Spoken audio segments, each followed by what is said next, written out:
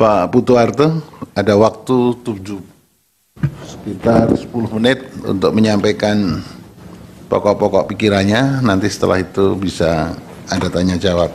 Silakan. Terima kasih Majelis. Assalamualaikum warahmatullahi wabarakatuh. Om Swastiastu. Saya sudah memberikan paparan secara tertulis, tapi saya akan mencoba untuk 10 menit saya lisankan saja agar lebih fokus dengan persoalan kita. Majelis dan hadirin yang terhormat, konstruksi bangunan pemilu kita yang kita pahami hari ini itu sebetulnya sangat kuat landasannya itu. Ada namanya asas, langsung umum bebas jujur dan adil, dan ada namanya prinsip 12 prinsip dasar, mulai dari berkepastian hukum sampai efektif. Semua itu menjadi satu fondasi untuk proses penyelenggaraan yang dilakukan oleh penyelenggara pemilu. Turun ke bawah kemudian bagaimana menerjemahkan ini dalam salah satu tahapan yang namanya rekapitulasi berjenjang, mulai dari TPS sampai tingkat nasional, maka turunlah peraturan KPU yang kita kenal sekarang ini yang menjadi dasar dari produk hukum kita dalam proses penyelenggaraan pemilu. Peraturan KPU nomor 5 tahun 2023. Majelis yang terhormat, sebetulnya konstruksi rekapitulasi nasional kita pemilu saat ini jauh lebih bagus dibandingkan dengan 2019 dan 2014. Saya melihat ada 3 elemen pokok di situ. Pertama, misalnya peraturan KPU kita sekarang ini sangat rigid mengatur formulir, proses tahapan, dan seterusnya, jauh lebih bagus daripada 2019-2014. Yang kedua, yang paling prinsip hari ini, kita menggunakan basis perhitungan itu dulu namanya C1 plano, sekarang namanya C hasil. Kalau 2019 kita menggunakan C1 salinan itu, yang kita sebut sekarang C salinan, yang lebih kecil itu. Tapi sekarang seluruh produk hukum kita berkaitan dengan proses rekapitulasi menggunakan dalam bahasa dulu C1 plano, sekarang namanya C hasil. Artinya ini progres yang sangat bagus, karena dulu terjadi manipulasi misalnya di C salinan, kemudian langsung data otentiknya yang dipakai. Nah, kemudian yang ketiga yang juga berubah adalah terakhir pada tahun 2009 di era saya, proses rekapitulasi itu ada ketentuan begini, kalau misalnya ada persoalan di atas hanya boleh membuka di satu jenjang di bawahnya, tapi sekarang tidak ada. Makanya kemudian ketika terakhir saya jadi saksi nasional, bahkan sampai di TPS pun dibuka oleh KPU nasional, karena mereka punya tanggung jawab untuk menuntaskan. Sebegitu sebetulnya bagusnya konstruksi teknis regulasi kita sekarang ini, tetapi toh kemudian kita bersidang di sini ada masalah. Ada 2 masalah yang kita coba baca dari persoalan ini. Pertama, karena mereka berbeda angka, berarti ada persoalan selisih hasil. Selisih hasil itu terjadi karena kemudian ketika dalami adalah persoalan prosedural. Nah, saya mencoba membaca dalam potret normatif di peraturan KPU yang saya sebutkan tadi, pasal 10 sampai pasal 25 diatur betul bagaimana tata cara urutan rekapitulasi di tingkat TPS sampai kemudian di level kecamatan. Yang singkat ceritanya adalah, dan ini tidak terjadi di kasus ini, ketika kemudian rekapitulasi di TPS, sederhananya buka sirekap, buka foto C hasil, buka kotak, tempelkan C hasil di di papan, cocokkan. Kalau tidak cocok, gunakan yang ada di kotak sebagai dasar untuk memperbaiki yang ada di foto. Kalau belum ada fotonya, foto oleh KPPS atau PPS untuk ditayangkan di sirekap. Nah, kemudian saksi punya C salinan, cross check. Hampir di semua kasus yang kita alami sekarang ini bersidang di sini tidak ada masalah. Ketika head to head antara C hasil salinan tidak ada masalah. Yang kemudian bersidang hari ini di semua kasus adalah begitu menjumlahkan, ini dia, begitu menjumlahkan antara C hasil berbasis TPS tadi itu menjadi angka total, muncullah masalah. Loh, punya saya 1000 kok jadi 900 berkurang 100. Hampir semua kasus yang kita tangani hari ini lokusnya begitu, terjadi di PPK soal D kecamatan. Kenapa di kecamatan? Saya ingin menjelaskan pengalaman saya dulu ketika masih ada rekapitulasi di tingkat PPS, masalahnya di PPS. Mohon maaf bahasa saya agak kasar, karena malingnya di PPS itu. Kalau sekarang kejadiannya di kecamatan, maka hampir semua di kecamatan. Singkat cerita kemudian, bagaimana ini harusnya terjadi? Peraturan KPU dengan jelas mengatakan di salah satu pasalnya, saya buka saja, pasal 25 mengenai tata cara penyelesaian keberatan pada ayat 3 dengan tegas memerintahkan kepada PPK untuk seketika melakukan pembetulan apabila saksi atau panwas kecamatan menyatakan keberatan terhadap selisih penghitungan suara di tingkat kecamatan. Koreksi kalau saya salah. Proses ini ketika di kecamatan ada dua partai yang sudah menyatakan keberatan. Nasdem juga keberatan, kemudian saya lihat Demokrat juga keberatan. Koreksi kalau salah. Artinya kan ada masalah. Maka atas nama pasal 25 ini harusnya dikoreksi segera.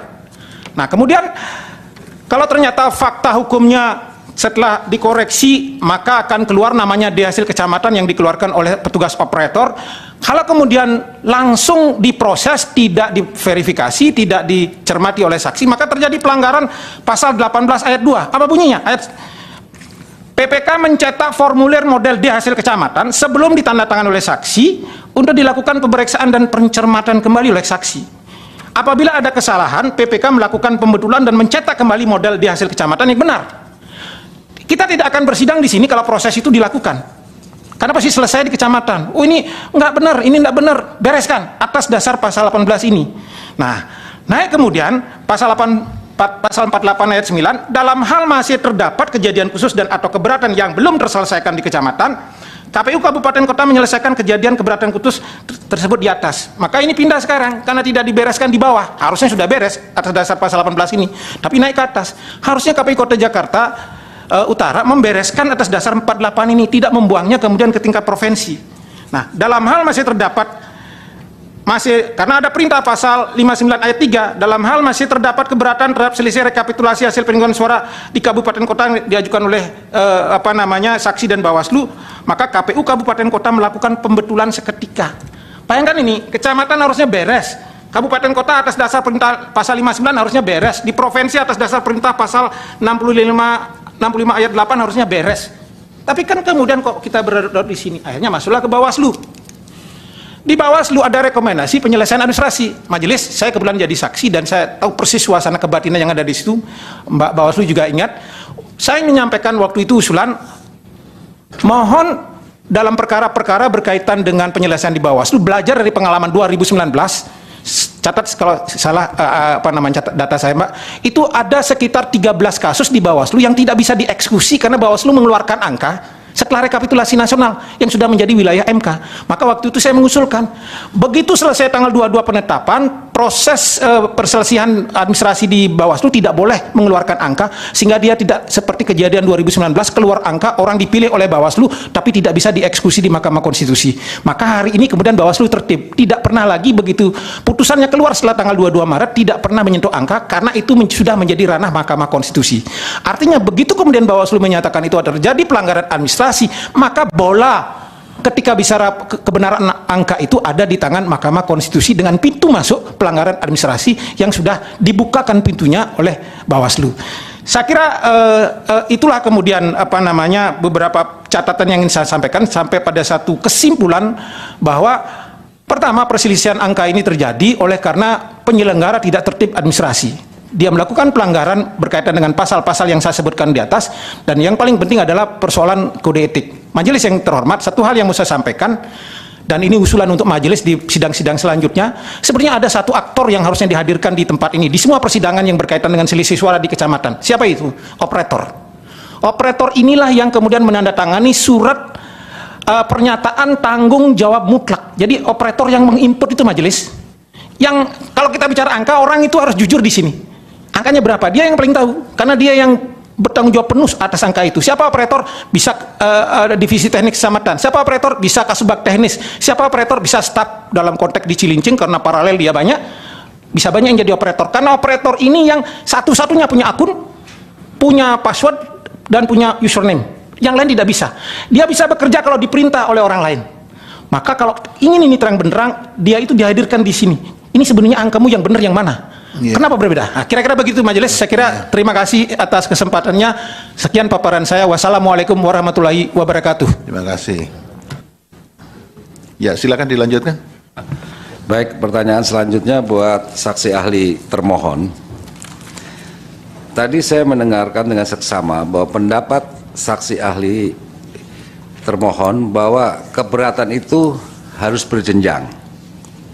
Nah, kemudian bahwa kami, saksi kami di tingkat kecamatan sudah melakukan keberatan, tapi tidak diselesaikan seketika sebagaimana yang diatur oleh PKPU. Selalu oleh pihak penyelenggara dinaikkan ke atas sehingga tidak ada kepastian hukum, dan sampai pada provinsi keberatan itu dikembalikan lagi bahwa itu sudah tidak bisa ditangani karena itu harus di bawah satu tingkat. Inilah keberatan-keberatan kami sudah menjadi bukti juga.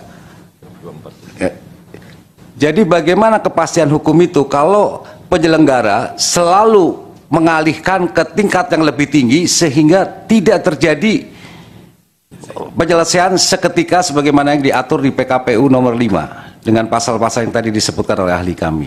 Bagaimana pendapat ahli? Ya, dari termohon ada? Cukup? Ahli, tadi ahli menjelaskan salah satu prinsip dalam pemilu kita adalah kepastian hukum. Gitu. Nah, pertanyaan saya adalah ketika rekapitulasi tingkat kecamatan ditandatangani dan itu disahkan di tingkat kecamatan dan itu sudah melalui proses sebagaimana mestinya, kemudian itu menjadi acuan untuk rekap jenjang kabupaten, provinsi sampai dengan pusat, kan begitu. Apabila pada tingkat yang lebih tinggi, misalnya kabupaten, provinsi apalagi, tiba-tiba ada koreksi yang jauh atau paling dasar di tingkat C hasil misalnya, apakah itu tidak menjadi pelanggaran terhadap prinsip kepastian hukum? Itu satu. Yang kedua, pertanyaan kepada ahli, proses rekapitulasi di tingkat kecamatan itu kan ada proses acara pembukaan dan seterusnya, kemudian pembacaan dari setiap desa atau kelurahan sampai kepada akhirnya itu pencermatan. Setelah dilakukan pencermatan diadakan pengesahan, kan begitu. Kemudian acara itu ditutup, ditindaklanjuti dengan penggandaan dan penandatanganan karena proses ini panjang. Menurut ahli, yang didefinisikan sebagai awal dan selesai rekapitulasi kecamatan itu titik mana? Apakah pencermatan dan pengesahan hasil rekapitulasi itu, atau malah pada untuk setiap kelurahan disahkan pada tiap kelurahan sesuai dengan jadwal yang telah ditetapkan dalam range waktu rekapitulasi itu? Itu yang mulia untuk ahli dari pemohon. Ini menegaskan sendiri, yang tanya sendiri biar anu ya, honornya merata gitu ya. Siap yang mulia. Izin hanya untuk mengklarifikasi, saya sekaligus saja kepada ahli dari pihak pemohon maupun pihak termohon. Apakah pelanggaran administratif yang sudah, kan tadi saudara ahli menyampaikan kita duduk di sini karena ada permasalahan, kalau tidak sudah selesai di tingkat kecamatan. Nah, menjadi pertanyaan saya, apakah setiap permasalahan kepemiluan ini yang terjadi, apakah pileg, pilpres segala macam, dan sudah diperiksa oleh Bawaslu? Tadi ahli menyatakan putusan Bawaslu pelanggaran administratif menjadi pintu atau jendela kepada Mahkamah Konstitusi. Apakah semua putusan Bawaslu yang ada menyatakan pelanggaran administratif itu semua bisa masuk kepada MK? Dan boleh tahu di ketentuan diatur di mana? Mungkin begitu. Terima kasih, Yang Mulia. Oke, Utarto silakan. Saya jawab tidak secara berurut, tapi substansi masalah soal kepastian hukum. Ketika bicara soal kepastian hukum, maka kita jangan berhenti pada kepastian hukum prosedural, tapi substansi. Apa itu? Substansi soal berapa sebetulnya real suara sah milik salah satu partai, milik salah satu calon dalam proses pemilu. Ini yang harus ditegakkan dalam kerangka hukum pemilu kita.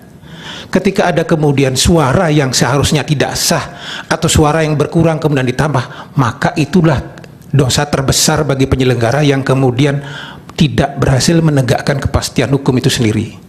Di bawah itu baru kita bicara soal kepastian hukum menyangkut masalah prosedur hukum proses pemilu, proses rekapitulasi yang dilakukan. Nah, berkaitan dengan juga tadi pertanyaan soal awal dan akhir, masuk kelurahan, maka rekapitulasi berjenjang di kecamatan itu dalam kasus Cilincing dan kasus-kasus yang lain, oleh karena jumlah TPS-nya besar, baju besarnya tetap rekapitulasi kecamatan, tetapi dibuat paralel. Tidak bisa ditafsirkan bahwa kelurahan ini diketok palu lalu sah, tidak. Ini by proses semua yang nanti seluruh TPS itu terkumpulkan, kemudian di print out, dicetak dalam formulir di kecamatan, itulah yang kemudian disahkan dan itulah jadi dokumen otentik terakhir. Persoalannya, sidang ini mesti membuka terang benderang kenapa ada keberatan-keberatan itu. Harus di cross check. Saya mencoba membaca permohonan pemohon, termohon segala macam. Informasi yang berkembang yang harus dikelirkan di forum ini adalah tidak diberikan ruang sesuai dengan regulasi yang saya sampaikan tadi kepada para saksi untuk mencermati itu dengan benar lalu melakukan cross check. Idealnya kalau memang terjadi keberatan di sana di kecamatan gampang betul. Anda tunjuk TPS-nya mana, buka C hasil, sandingkan, selesai. Tetapi modus yang juga terjadi, kita harus mengakui dengan jujur di berbagai tempat, karena kita, mohon maaf kalau istilah kasarnya, kita buaya nggak bisa dikadali karena punya pengalaman itu. Kawan-kawan yang mau nakal-nakal ini, saya tidak mengatakan kejadian ini di sini, majelislah yang akan menelusuri nanti apa benar seperti itu misalnya atau tidak. Modusnya itu selalu terjadi di kecamatan karena tidak lagi ada rekap PPS, maka yang akan diatur kemudian TPS-nya, dan lebih khusus lagi tidak suara per TPS karena clear ini semua C hasil, tapi begitu dijumlah akan berbeda. Selalu seperti itu. Hampir di semua persidangan yang saya ikuti ya seperti itu. Nah, ketika kemudian ini jumlahnya berbeda milik Nasdem, buktinya di persidangan katanya Nasdem juga angkat tangan. Bukan begitu suara saya. Nanti diklarifikasi. Ini juga angkat tangan misalnya, pemohon juga angkat tangan. Artinya kan ada persoalan di angka itu. Nah, ini yang sebetulnya harus di cross check di C hasil. Tapi hampir di semua tempat kemudian dibuang ke ke level yang lebih tinggi. Nah, kalau itu diselesaikan seketika, maka sebetulnya tidak harus ke atas. Di atas pun di KPU Kota Jakarta Utara seharusnya dengan leadership yang baik, pengalaman saya sebagai penyelenggara di masa lalu, saya akan klaster itu. Mana kecamatan-kecamatan yang bermasalah, yang serius, itu diselesaikan dulu, tuntaskan, baru yang aman-aman ini dibelakangkan sehingga tidak ada residu lagi masalah dan keberatan itu dibuka. Harusnya ini di Jakarta Utara udah clear. Keberatan dari misalnya pemohon mana, di mana selisih, panggil, cek di KPU Jakarta Utara, itu masih bisa. Tapi ini kan ya kita paham lah, selalu persoalan yang terjadi di Mahkamah Konstitusi ini kan yang kita lihat selalu politik delay time, terus delay time, buang, nah, sehingga lewat itu barang, kira-kira begitu.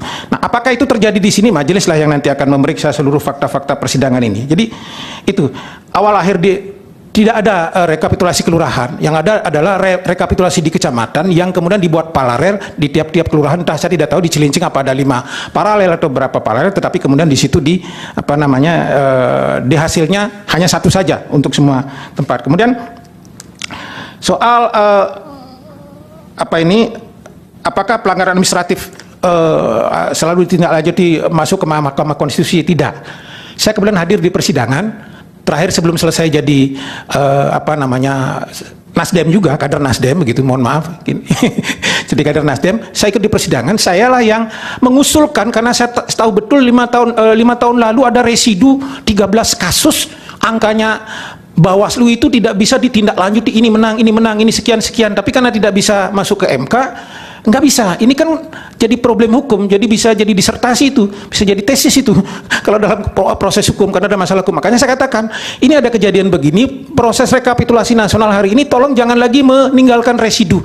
Maka pada saat itulah para pihak saya lihat termasuk Bawaslu setuju dan KPU setuju, baik untuk seluruh rekapitulasi nasional yang masih menyisakan persoalan angka, ketika itu masuk ranah Bawaslu, maka Bawaslu setelah tanggal 22 tidak boleh merekomendasi soal selisih suara, hanya prosedurnya.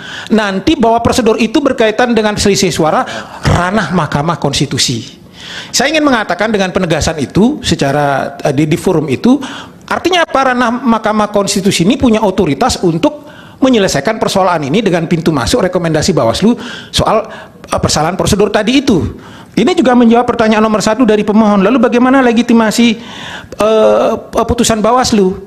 Ketika Bawaslu hadir di ruangan ini, tidak hanya urusan sidang hari ini, hadir di sini sebagai pihak yang memberi keterangan, dan di banyak permohonan keterangan Bawaslu juga berkaitan dengan angka-angka, maka atas nama undang-undang Bawaslu punya legitimasi kuat atas seluruh keterangan yang disampaikan, termasuk ada pertanyaan-pertanyaan mendasar. Pak Putu, kalau angkanya Bawaslu dengan angka pemohon atau apa? Angka Bawaslu lah angka paling pertama yang bisa menjadi penyanding dari sebuah kebenaran empirik. Kenapa? Peraturan Bawaslu, undang-undang memberi otoritas kepada Bawaslu untuk melakukan pengawasan berkaitan dengan selisih suara dan angka. Maka kalau ada perdebatan dalam rekapitulasi termasuk di Cilincing atau apa, Bawaslu pasti ngomong begini, Bawaslu gimana? Ya angka saya juga beda ini, tolong rapikan.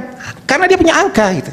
Semua, maka angka Bawaslu legitimate dalam proses persidangan ini untuk dihadirkan sebagai pembuktian, manakala persidangan ini tidak bisa menghadirkan head to head antara C1 hasil termohon dengan pemohon misalnya.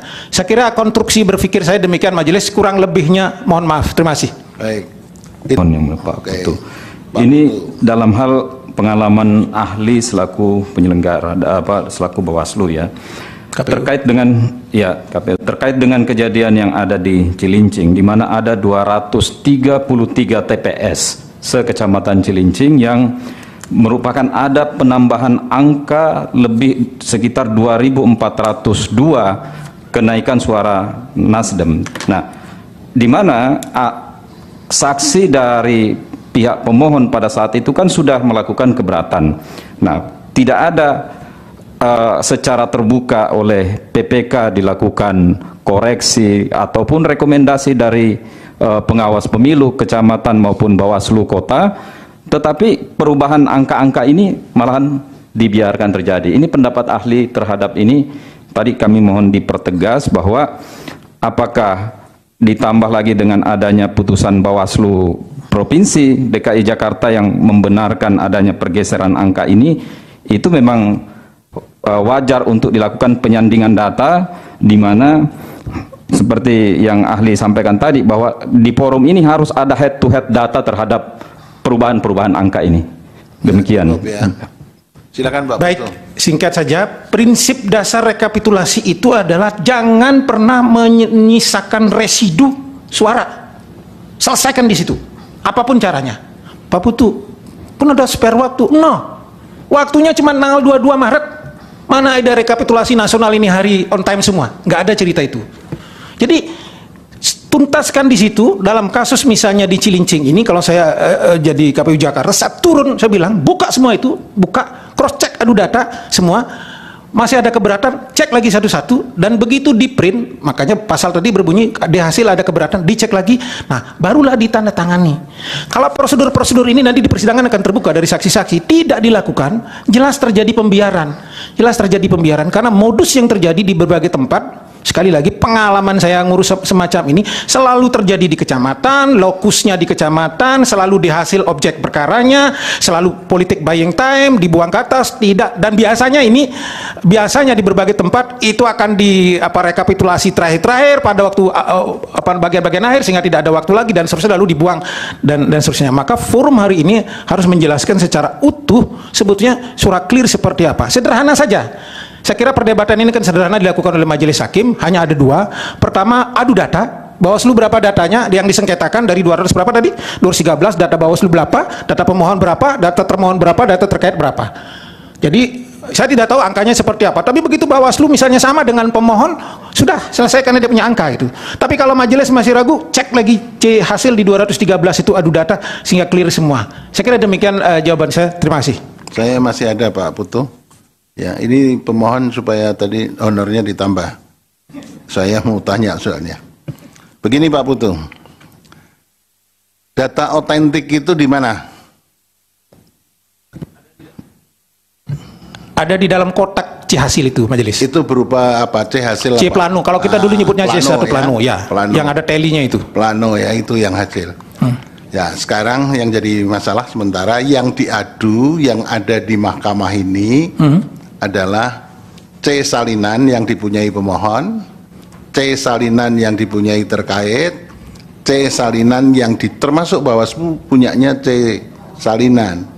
Nah, sekarang KPU ini menyerahkan pada kita hanya D hasil. D hasil. Jadi C planonya belum sampai ke sini. Itu kan nanti sumber otentik untuk mencocokkan seluruhnya kan C plano kan? Ya. Oke, terima kasih yang pertama. Kemudian yang kedua, Yang kedua tadi berhubung memunculkan hal baru Pak Putu, saya juga sangat senang itu. Operator. Ya. Karena kemajuan teknologi sekarang kan pakai semuanya computerized, ada operator. Pada waktu dibuka kotak suara, Ya. kemudian dia harus pembukaannya memenuhi peraturan. Ya. Disaksikan oleh Bawaslu, saksikan oleh partai politik peserta, kemudian ada aparat kepolisian untuk menyaksikan bersama-sama. Dibuatkan berita acara pembukaan kotak, bahwa itu memang di dalam kotak dan otentik C planonya kan. Apakah, pertanyaan saya, apakah pada waktu pembukaan kotak itu KPU membuka kotak itu kan untuk kepentingan membuka C plano 1 ditempel itu, dibuka kemudian di copy atau di print out kalau itu berupa PDF? Bukan. Begini majelis, urutan-urutannya. Jadi Sirekap web dibuka. Nah di situ kan ada foto C, bahasanya biar gampang C1 plano lah, C hasil. C hasil Ada plano kan, buka Yang plano. ada di kotak dibuka, Ya. ditempel, Ya. disandingkan. Ya. Oh ternyata ini, makanya kemarin kan ada ribut Sirekap banyak salah itu. Oh ternyata ini pembacaannya salah, diperbaiki. Yang dibawa sebagai bukti dari termohon kepada mahkamah itu apa? Ya seharusnya C1 plano C, kan? ya termohon karena KPU kan punya otoritas. Kalau majelis memerintahkan membuka kotak untuk ngecek C1-nya itu atau C hasil itu clear sudah. Ini ada di dalam. banyak kasus terjadi, KPU itu menyembunyikan C plano. Tidak, masih ada di dalam kotak majelis. Nah, ya, dan masih tersimpan sekarang. Makanya itu, ini kita minta untuk kita cocokkan. Betul. Tapi pada waktu dibuka itu, apakah itu juga dibagikan kepada para pihak? Tidak kan? Tidak, karena Hanya cuma untuk satu saja dia. Iya, untuk kepentingan pembuktian Iya, di nanti mahkamah, setelah kan? selesai lagi dilipat lagi dimasukkan ke dalam kotak. Baik, terima kasih kalau begitu ya. Terima kasih. Terima kasih Pak Putu, terima kasih Prof. Ibnu. Silahkan meninggalkan persidangan.